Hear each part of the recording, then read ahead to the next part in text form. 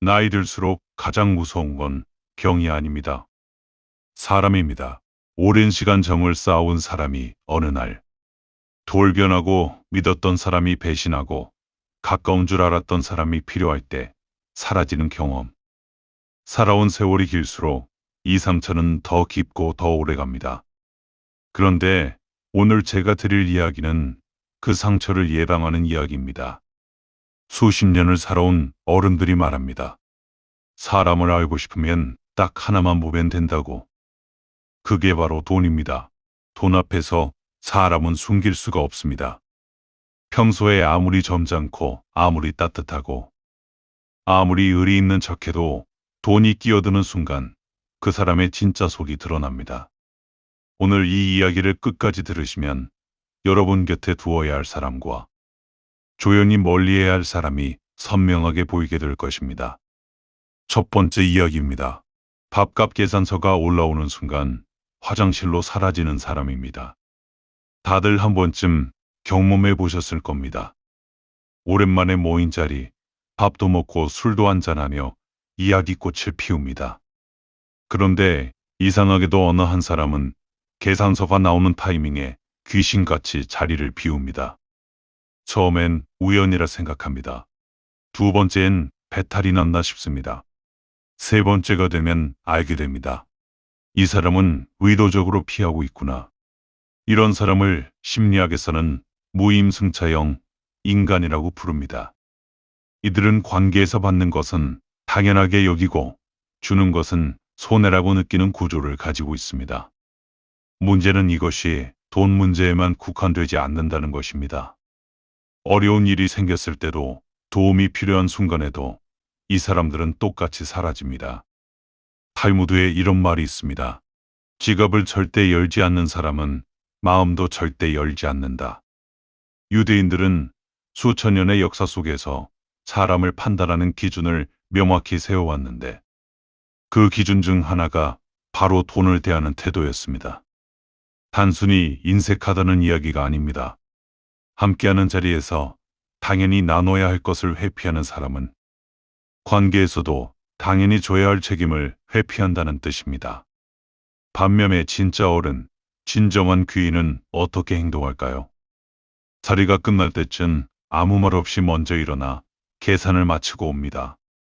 그리고 이렇게 말합니다. 오늘 반가워서 제가 냈어요. 다음에는 내가 내. 이런 사람은 돈보다 관계를 더 소중히 여기는 사람입니다. 이런 분이 곁에 있다면 잘 모시십시오. 인생에서 쉽게 만나기 어려운 분입니다. 매번 계산을 피하는 사람에게 섭섭해하지 마십시오. 그것은 그 사람의 본성이 드러난 것입니다. 여러분의 따뜻한 마음이 부족해서가 아닙니다. 그냥 조용히 그 사람에게 거는 기대를 내려놓으십시오. 수업료 싸게 냈다 생각하고 천천히 멀리 하시면 됩니다. 두 번째 이야기입니다. 돈을 빌릴 때와 갚을 때 태도가 180도 달라지는 사람입니다. 돈을 빌리러 올 때는 이 세상 누구보다 겸손합니다. 목소리도 작아지고 눈빛도 애처롭고 말 한마디 한마디가 조심스럽습니다. 자기 사정을 이야기하며 눈물을 글썽이기도 합니다. 그 모습을 보고 있으면 안 도와주면 내가 너무 매정한 사람이 되는 것 같은 느낌이 듭니다. 이 순간 참 난처하시죠? 여러분의 깊은 정과 따뜻한 마음, 제가 잘 압니다. 문제는 그 이후입니다. 돈을 받아간 순간부터 태도가 달라지기 시작합니다. 처음엔 조금 뜸해지더니 나중엔 연락도 잘 안 됩니다. 갚을 날짜가 되었을 때 조심스럽게 연락을 하면 이번엔 오히려 당당해집니다. 사정이 생겼다며 조금 더 기다려달라며, 심지어 왜 그걸 지금 말하냐며 언성을 높이는 사람도 있습니다. 돈을 빌릴 때 그 사람이 아닙니다. 셰익스피어는 이렇게 말했습니다. 돈을 빌려주면 돈도 잃고 친구도 잃는다. 이 말은 단순한 경고가 아닙니다. 돈이 관계 사이에 끼어드는 순간 그 관계의 진짜 무게가 드러난다는 뜻입니다. 진심으로 여러분을 소중히 여기는 사람이라면 가능하면 빌리지 않으려 합니다. 정말 어쩔 수 없이 빌렸다면 갚는 것을 삶의 첫 번째 우선순위로 삼습니다. 빌린 돈보다 여러분과의 관계가 더 중요하기 때문입니다. 반면에 관계를 이용하는 사람은 다릅니다. 이들에게 여러분은 돈 줄이거나 이용할 수 있는 자원입니다. 빌릴 때는 낮아지고 받고 나면 멀어지고 갚아야 할 때는 오히려 당당해지는 이 패턴은 한 번으로 끝나지 않습니다. 한 번 통한 사람에게는 반드시 두 번, 세 번 반복됩니다. 이런 분들께 드리는 말씀입니다. 가족이나 아주 가까운 지인에게 돈을 빌려줄 때는 처음부터 이렇게 생각하십시오. 돌려받으면 감사한 것이고 못 받으면 그 사람의 진짜 얼굴을 알게 된 것이다. 억울해하지 마십시오. 여러분은 그 돈으로 아주 비싼 것을 얻은 겁니다. 사람을 알게 된 것이니까요. 세 번째 이야기입니다. 공동으로 돈이 생겼을 때 혼자 더 챙기려는 사람입니다. 함께 일을 도모하다 보면 돈이 생기는 순간이 있습니다.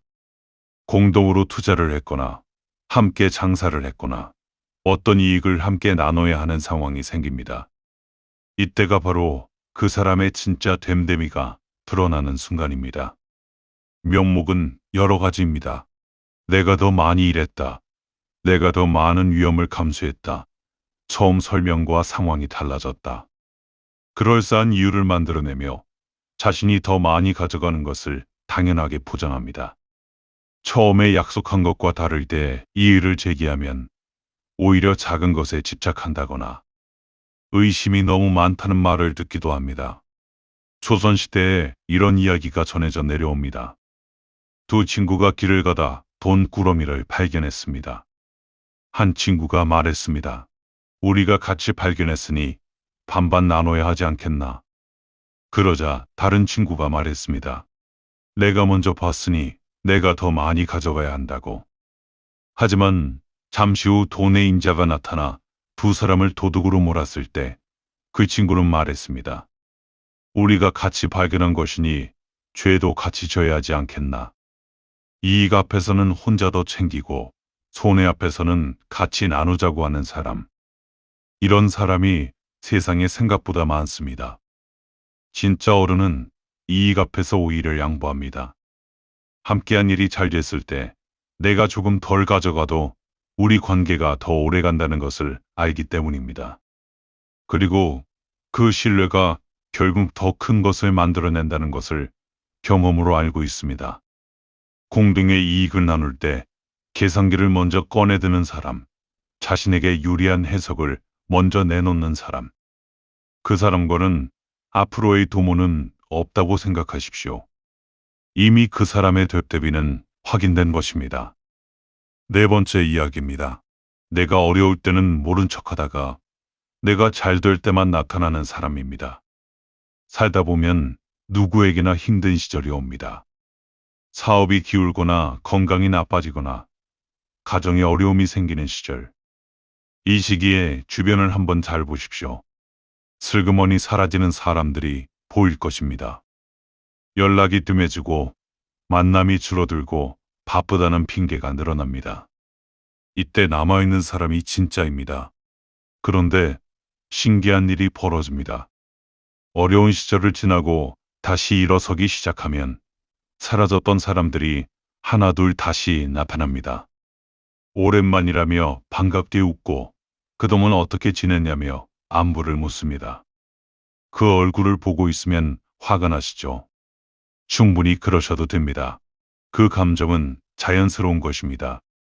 석가모니께서 말씀하셨습니다. 꽃이 피면 나비가 오고 꽃이 지면 나비는 간다. 이것은 나비를 탓할 일이 아닙니다. 나비의 본성이 그런 것입니다. 그러나 그 사실을 알고 나서도 나비에게 속는다면 그것은 이제 여러분의 선택입니다. 어려울 때 곁에 있어준 사람을 절대 잊지 마십시오. 그 사람이 여러분의 진짜 재산입니다. 돈도 아니고 명예도 아니고 어려운 시절 손 한번 잡아준 그 사람이 여러분 인생의 진정한 귀인입니다. 그 사람에게 잘하십시오. 넉넉해졌을 때 먼저 연락하고 먼저 밥 한 끼 사드리십시오. 잘 될 때만 나타나는 사람에게는 적당한 거리를 유지하십시오. 반갑게 맞아줄 수는 있습니다. 그러나 속마음은 열지 마십시오. 어려울 때 어디 있었는지를 잊지 마십시오. 그것이 지혜로운 어른의 처세입니다. 다섯 번째 이야기입니다. 선물이나 밥 한 끼에도 반드시 조건을 다는 사람입니다. 세상에 공짜는 없다는 말이 있습니다. 물론 맞는 말입니다.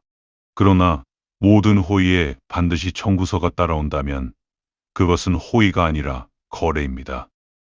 이런 사람이 있습니다. 밥을 사주고 나서 꼭 부탁 하나를 합니다. 선물을 건네고 나서 나중에 뭔가를 요청합니다. 심지어 안부 전화 한 통을 하고 나서도 어떤 정보를 물어보거나 소개를 요청합니다. 이 사람의 호의를 받을 때마다 왠지 모르게 부담스럽고 뭔가를 갚아야 할 것 같은 느낌이 드신 적 있으신가요? 그 느낌이 맞습니다. 심리학에서는 이것을 호혜성의 함정이라고 합니다. 인간에게는 받은 것을 갚아야 한다는 심리가 있는데 이것을 악용하는 사람들이 있습니다. 먼저 무언가를 베풀어 상대방에게 빚진 느낌을 만들고 나중에 그 심리를 이용해 더 큰 것을 요구하는 방식입니다. 이들이 베푸는 호의는 투자입니다. 반드시 이익을 기대하는 투자. 칸트는 이런 말을 남겼습니다. 사람을 수단으로 대하지 말고 목적으로 대하라. 여러분을 수단으로 대하는 사람은 여러분이 필요한 것을 얻은 뒤에는 결국 멀어집니다. 이런 관계는 지속될 수가 없습니다. 진짜 따뜻한 사람은 바릅니다. 그냥 줍니다. 아무 조건 없이, 아무 기대 없이, 그냥 생각나서, 그냥 좋아서, 그냥 감사해서 줍니다. 이런 사람과 함께하면 마음이 편합니다. 뭔가를 갚아야 한다는 압박이 없으니까요. 조건을 달고 주는 사람의 호의는 정중하게 받되 그 관계의 깊이를 착각하지 마십시오. 이 사람은 여러분의 친구가 아니라 여러분을 자원으로 보고 있는 것입니다. 필요에 의해 맺어진 관계는 필요가 사라지면 끝납니다. 여섯 번째 이야기입니다. 돈 이야기만 나오면 갑자기 기억력이 나빠지는 사람입니다. 이런 경험 있으신가요? 분명히 함께 어떤 약속을 했는데 돈이 걸린 이야기가 나오면 그 사람이 갑자기 기억이 안 난다고 합니다. 내가 그런 말을 했나? 그런 약속이 있었나? 나는 그렇게 이해하지 않았는데. 이 말을 들으면 내가 잘못 기억하고 있는 것인지 아니면 저 사람이 일부러 모른 척하는 것인지 혼란스러워집니다. 이것을 심리학에서는 선택적 기억이라고 합니다. 자신에게 불리한 것은 기억하지 못하고 유리한 것만 선명하게 기억하는 현상입니다. 물론 진짜로 기억이 다를 수도 있습니다. 사람의 기억은 완전하지 않으니까요. 그러나 이것이 패턴이 된다면, 즉 돈이 걸릴 때마다 반복된다면 그것은 의도적인 것입니다. 중국의 고전 책은담에 이런 구절이 있습니다. 이익 앞에서는 귀가 멀고 눈이 멀며 손해 앞에서는 귀가 밝아지고 눈이 날카로워진다. 수천 년 전에도 이런 사람은 있었습니다. 이것은 인간의 가장 오래된 본성 중 하나입니다. 이런 분들께 드리는 실질적인 조언입니다. 돈이 걸린 중요한 약속은 반드시 기록으로 남기십시오. 카카오톡 메시지로라도 확인을 받아두십시오. 이것이 상대방을 못 믿는 게 아니라 서로를 보호하는 어른의 방식입니다. 그리고 기록을 요청했을 때 불편해하는 사람이 있다면 그것 자체가 이미 답입니다. 일곱 번째 이야기입니다. 자기가 쓸 때와 남이 쓸 때의 기준이 완전히 다른 사람입니다. 자기 돈은 한 푼도 허투루 쓰지 않으면서 공동의 돈이나 남의 돈은 아무렇지 않게 쓰는 사람이 있습니다. 회사 경비는 펑펑 쓰면서 개인 지출은 철저하게 아끼는 사람. 남의 집에서 밥을 먹을 때는 여러 가지를 시키면서 자기가 계산할 때는 제일 싼 것을 고르는 사람. 이런 분들을 주변에서 보신 적 있으실 겁니다. 이런 사람들의 특징은 내 것과 내 것의 경계가 자신에게만 유리하게 설정되어 있다는 것입니다. 이것은 단순한 생활 습관이 아닙니다. 관계에서도 내가 주어야 할 것과 내가 주어야 할 것의 기준이 늘 자신에게 유리하게 기울어져 있습니다. 장자는 말했습니다. 물은 낮은 곳으로 흐르고 사람의 욕심은 자신에게로 흐른다. 이것 자체를 탓할 수는 없습니다. 인간이니까요. 그러나 그 욕심을 조절하고 균형을 찾는 것이 어른의 품격입니다. 자신의 기준과 남에게 적용하는 기준이 같은 사람, 이런 사람이 진짜 믿을 수 있는 사람입니다. 오성과 한음 이야기를 아십니까? 조선시대 절친한 두 친구 이야기입니다. 이 두 사람은 부유함의 차이가 있었지만 서로를 대하는 기준은 늘 같았습니다. 한 사람이 형편이 어려울 때 다른 사람이 도왔고 상황이 나아지면 그 은혜를 갚았습니다. 두 사람 모두 상대방에게 적용하는 기준이 자신에게 적용하는 기준과 같았기 때문에 그 우정이 평생 이어질 수 있었습니다. 내 것은 소중하고 남의 것은 괜찮다는 사람. 자신에게 유리한 기준만 가진 사람과는 깊은 관계를 맺기가 어렵습니다. 그 불균형은 시간이 지날수록 여러분을 지치게 만들 것입니다. 8번째 이야기입니다. 돈이 생기면 갑자기 사람이 바뀌는 경우입니다. 이번에는 조금 다른 이야기를 드리겠습니다. 앞서는 인색하거나 교활한 사람들 이야기를 했는데 이번엔 갑자기 돈이 생긴 후에 달라지는 사람 이야기입니다. 평소에 소탈하고 겸손하던 사람이 갑자기 큰 돈이 생기면 달라지는 경우가 있습니다. 말투가 달라지고 행동이 달라지고 예전 사람들을 대하는 태도가 달라집니다.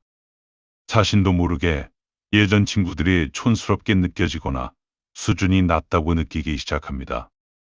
이 변화가 처음엔 작아서 잘 안 보이지만 시간이 지나면 뚜렷해집니다.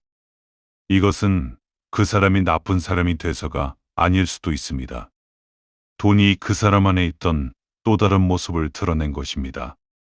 어떤 사람에게 돈은 날개가 되지만 또 어떤 사람에게 돈은 가면을 벗기는 도구가 됩니다. 반대의 경우도 있습니다. 평소에 허세가 심하고 기가 강하던 사람이 돈을 잃고 나서 완전히 무너지는 경우입니다. 자존감 자체가 돈에 붙어 있던 사람들입니다. 이런 사람들은 돈이 없어지면 사람도 잃습니다. 왜냐하면 그동안 함께했던 사람들이 진심으로 함께한 것이 아니었으니까요. 공자께서 말씀하셨습니다. 군자는 의로움에 밝고 소인은 이로움에 밝다. 돈이 생겼을 때 변하지 않는 사람, 돈을 잃었을 때도 의연한 사람. 이런 사람이 진정한 어른입니다. 여러분 주변에 이런 분이 계신다면 그 분과의 인연을 소중히 하십시오. 그리고 여러분 스스로도 돌아보시길 권합니다. 내가 갑자기 넉넉해졌을 때 예전 사람들을 어떻게 대하고 있는지, 내가 어려워졌을 때 내 태도가 어떻게 달라지는지, 이것이 바로 내 뎁대비의 진짜 기준입니다. 9번째 이야기입니다. 남의 부탁은 돈으로 환산하면서 자기 부탁은 당연하게 여기는 사람입니다. 여러분이 누군가에게 부탁을 했을 때 상대방이 흔쾌히 도와주었습니다. 그런데 나중에 그 사람이 여러분에게 작은 부탁을 하나 했을 때 그 사람이 이렇게 말한다면 어떻겠습니까? 이거 원래 돈 받고 해야 하는 건데 그냥 해주는 거야. 당연히 기분이 상하죠. 이런 사람이 있습니다. 자기가 누군가를 도울 때는 항상 그것의 가치를 금액으로 환산하여 상기시킵니다. 내가 이거 시간 내서 해주는 거다. 원래 이거 비싼 거다. 특별히 봐줘서 이렇게 해주는 거다. 그러면서 자기가 부탁할 때는 아무렇지 않게 당연한 듯이 요청합니다. 이것은 관계를 거래로 보는 사람의 전형적인 모습입니다. 이런 사람 곁에 있으면 항상 빚진 느낌이 듭니다. 따뜻한 마음으로 베풀었던 것들이 나중에 청구서로 돌아옵니다. 관계가 돈으로 계산되기 시작하면 그 관계는 따뜻함을 잃습니다. 탈무드에 이런 가르침이 있습니다. 오른손이 주는 것을 왼손이 모르게 하라. 진정한 베풀음은 드러내지 않는 것입니다. 자기가 베풀었다는 것을 끊임없이 상기시키는 사람은 사실 베푼 것이 아니라 투자를 한 것입니다. 베풀 때는 청구서를 생각하지 않는 사람, 받을 때는 감사함을 잊지 않는 사람. 이것이 건강한 관계의 기준입니다. 도움을 받을 때마다 금액이 떠오르게 만드는 사람과는 마음을 나누기 어렵습니다. 10번째 이야기입니다. 나는 쓰면 투자고 남이 쓰면 낭비라고 하는 사람입니다. 같은 행동을 두고 자신이 하면 다른 기준을 적용하고 남이 하면 비판하는 사람들이 있습니다. 자신이 좋은 식당에서 밥을 먹으면 자기 관리고 남이 먹으면 돈 낭비라고 합니다. 자기가 브랜드 옷을 사면 품질 투자고 남이 사면 허세라고 합니다. 자기가 부모님께 용돈을 드리면 효도고 남이 드리면 집안에 돈이 넘치나 보다라고 합니다. 이런 이중성은 단순히 불쾌한 것을 넘어 위험합니다.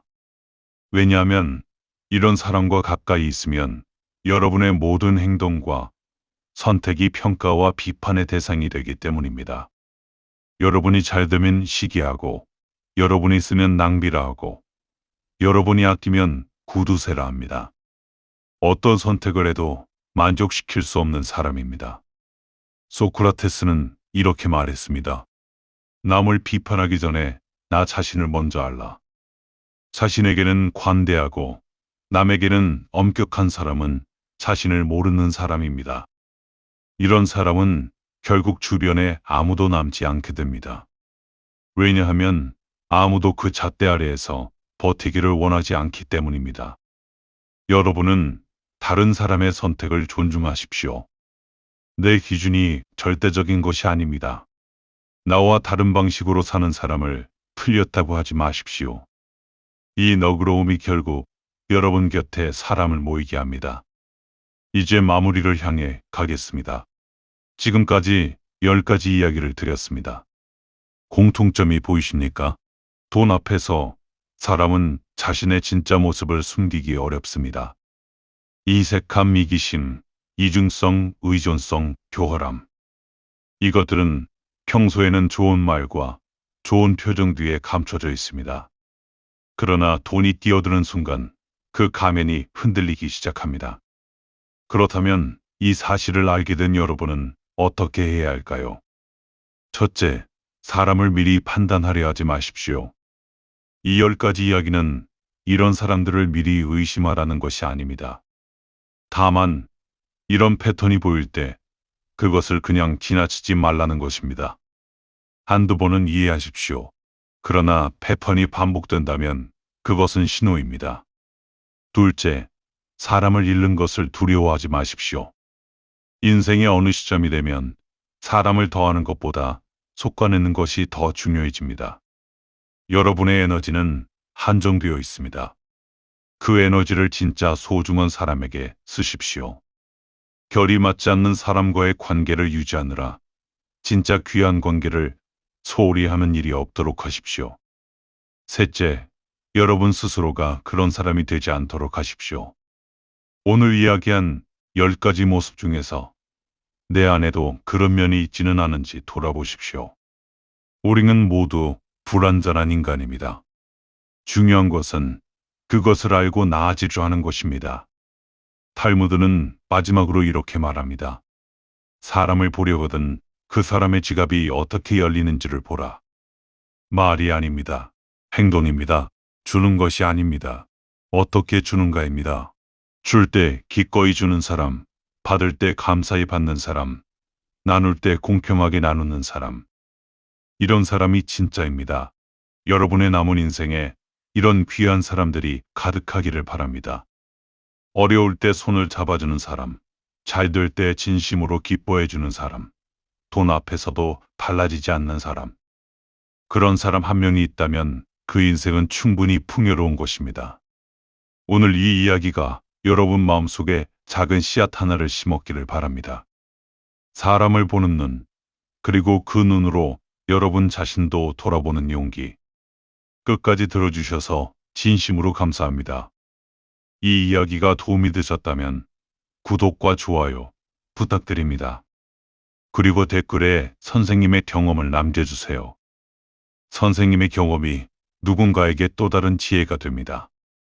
다음 시간에 또 찾아오겠습니다.